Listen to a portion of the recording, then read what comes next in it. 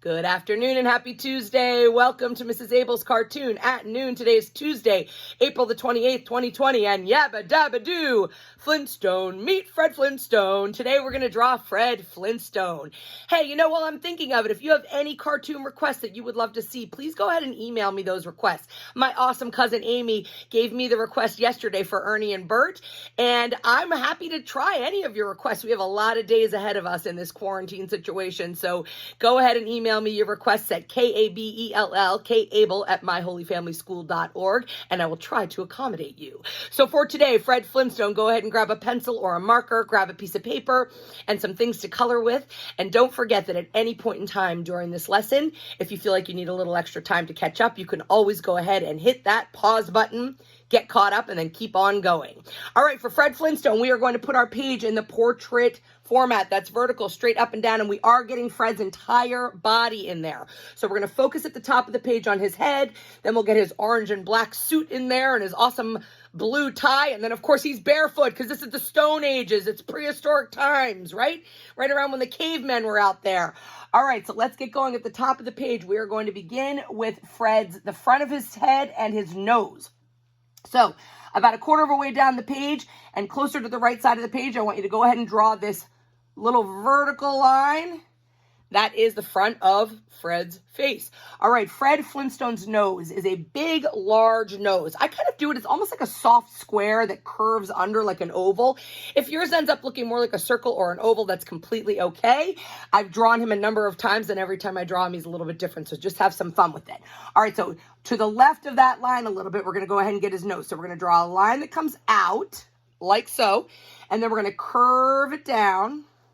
And then we're going to curve back in and end a little bit further back than where we started that line. So that gives his nose.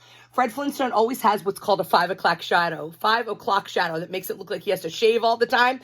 It's always there. So let's go ahead and get that shape in there. So to the left of this line, we're going to do kind of a stretched letter C. So you're going to curve on a slant a little bit and then curve down like so. It's kind of a letter C that you kind of stretched open. Same thing on the other side. In fact, I made that one a little bit sharper on the other side.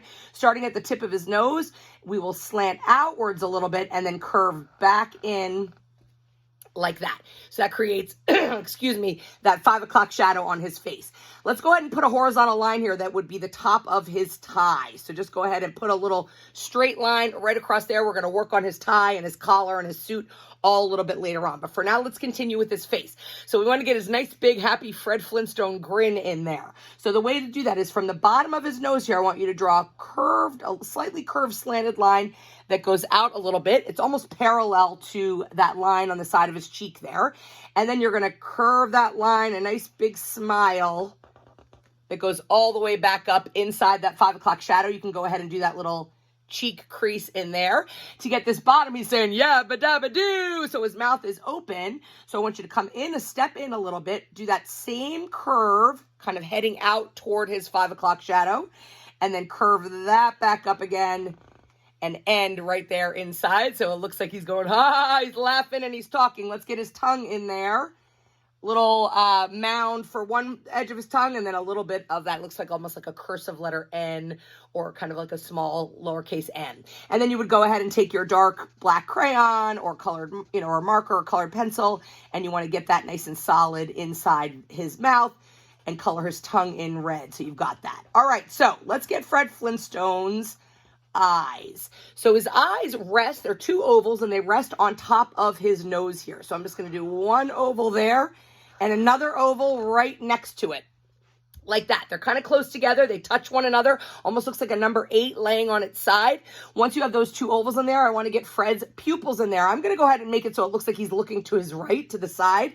So all you do is a little curved line on that side, and then match that in the other eye with a little curved line. And then you can go ahead and use your marker or your pencil, colored pencil, crayon, whatever, and color those in nice solid black. All right, let's go ahead and get Fred's hairline. His hairline is going to kind of define the whole top of his head. So first thing we want to do is we want to do a horizontal line. We're going to start a little bit further back from his 5 o'clock shadow, up here above his eyes, and I want you to do a horizontal line that kind of curves like this, so slightly slanted, and comes out over the top of his forehead. From there, we're going to zigzag that back in. So we're going to make a curve that comes in like that. Then we're going to go back out again, straight out, and then curve that back in again and come across the top of his head and stop when you get right above where you began that. Now we've got to get this other kind of tuft of his hair that goes to the back of his head. So the way to do that is sort of a rainbow arch that goes this way. And then you want to do, excuse me, an opposite curve that kind of curves down like so. And then you're going to fill in that with a zigzag. It's almost like all little letter V. So V, V, V, V, little zigzag like that. And that will be Fred's hair. And then you'll go ahead when you get a chance to color it all in, and that'll be a nice solid black. You could use a crayon, colored pencil, marker, whatever, but you're going to want to go ahead and color that all in.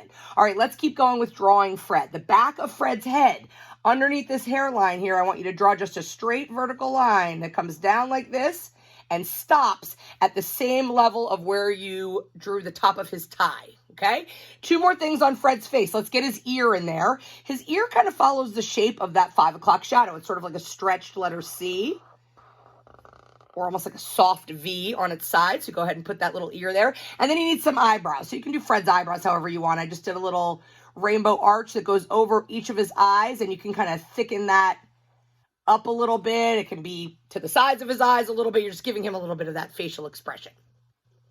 All right, let's get Fred's collar in there and his tie. So from this side of his head, you want to join that to where you did the top of his tie there, okay? So now his whole head is in there. Let's go ahead and get his tie shape in there. So his tie shape is something that's called a rhombus. So it's kind of a triangular shape. You'll do 2 angled lines that come toward one another, but they don't join together yet, like a triangle would. And then you'll do a smaller horizontal line that goes across like that. Fred's clothes look like they're ripped and torn. Remember, it's prehistoric times. So to get the bottom of his tie, you can kind of do that whatever shape you want, but it usually has just like one little curve that does that, and then it goes down a little bit like that, and then another little curve that takes it back up to the top of that rhombus there. So that's kind of his tie shape. To get his collar over on this side, underneath where you drew that horizontal line, I want to do sort of a zigzag line. So I'm going to come out on an angle a little bit, and then I'm going to go up a little toward the collar, and then join that to the top of the tie there. So it looks like it's a little bit of torn fabric. Over here underneath his 5 o'clock shadow, we're going to do the other top of his collar. You want to do an angled line, that curves in toward his cheek. So that's the other side of his collar on his tie. All right, let's get Fred's orange suit in there. So the way to do this is, and I'm going to turn this down just a little bit so we have a little bit more room. This is easy, 2 vertical lines. So you want one that goes on this side, and then underneath this collar on this side, it's just a straight line that comes down like so. Okay. I made mine, for the sake of this drawing, I'm doing it a little bit shorter just because I'm running out of space on the flip chart. But you can, depending on how much room you have, you can make that a little bit longer. Just leave room for Fred's big, chubby, bare feet at the bottom. Okay. Then what you're going to do is that zigzag line. Again, it just looks like uppercase letter V's that goes across. So it's like this. Zigzag up, V, V, V, V, and join it to the other side of his suit. All right, before we get the spots in there, let's get Fred's arm in there. So the way to do his arm, we're going to do the top of his sleeve here, which is torn material. So I want you to do a zigzag line. It's going to go angled like this. Excuse me. Angle up and down. It almost looks like a lightning bolt.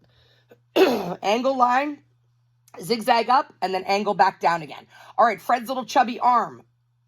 Slightly curved line like that comes down, and then the front of his arm is a curved line that curves around. It's almost like an uppercase letter J that you're doing right there. And then we're going to go ahead and just put some fingers in there with some curves. So you'll go curve, curve, curve. We can't see all of his fingers, okay? So it's just showing like 3 of his fingers, just kind of looks like his hand is resting beside his body. All right, we're almost there.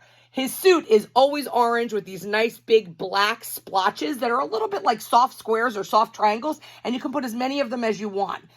As many times as you see Fred, he's got splotches all over his orange outfit. Sometimes it looks like there's a few of them. Sometimes it looks like there's a bunch of them, depending on what angle he is. So I'm just going to keep drawing these little shapes.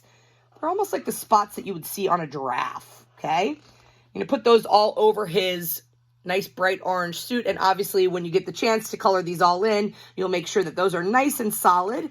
And when you go to color them all in, you can smooth out any bumps and make those kind of whatever size shape you want to do. All right, Fred Flintstone, let's get his chubby feet in there and then we're just about finished. So right here underneath his little suit, we're going to do one straight line that comes down. That is in between both of his legs. He's got kind of wide legs, and I'm going to angle the lines of it's sort of like his calves down here below his knees. So I want one that comes down like this. Don't go as far down as that middle line, and one that angles in like that. And then we're going to go ahead and get his nice chubby feet in there. So I want a horizontal line that goes like that over, and then you're going to get his little round toes. So I'm going to do 1 toe, 2 toes, 3 toes, and then his nice big toe like that. And have it go, put this down just a little bit so you can see, and have that join back to his heel.